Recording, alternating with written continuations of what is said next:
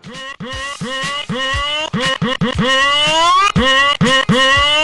morning!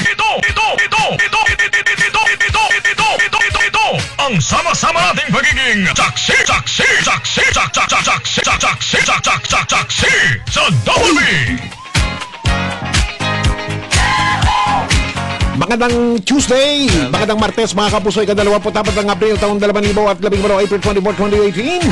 Isang taon na po ngayong araw na ito ang Double B sa News TV. Radyo na TV pa, magandang mga kapuso, may girigan sa po ito sa pagpapatuloy ng serbisyo. Oyo!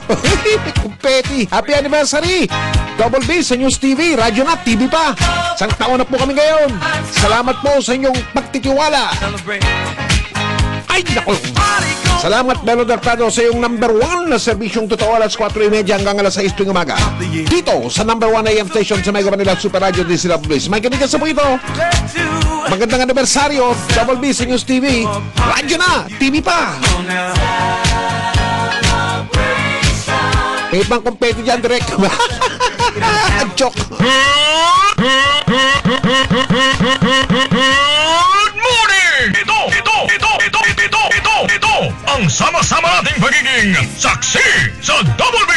Radyo na, TV pa. Isang taon na ngayong araw na to. Ito ang sama-sama nating pagiging ang sama-sama nating pagiging saksi sa Double B! Saksi sa Double B! Naku po, tambungat na balita. Ay! Ayon po sa National Center for Commuter Safety and Protection, maraming Pilipino hindi natatamasa ang maginawang transportasyon. Ay, napaka-totoots. Maraming Pilipino, mga kapuso, hindi natatamasa, hindi nakakaranas, hindi nakakagamit ng maginawang transportasyon. Magandang umaga po sa mga commuter, sa mga mananakay, sa mga pasero, sa mga papasok sa trabaho at sa eskwelahan ngayong umaga. Hala, pila! Hala, pawis!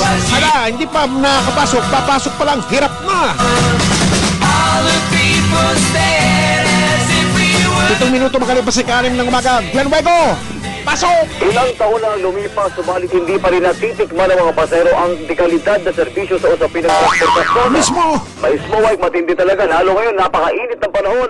Ito ang sinabi ng National Center for Community Safety.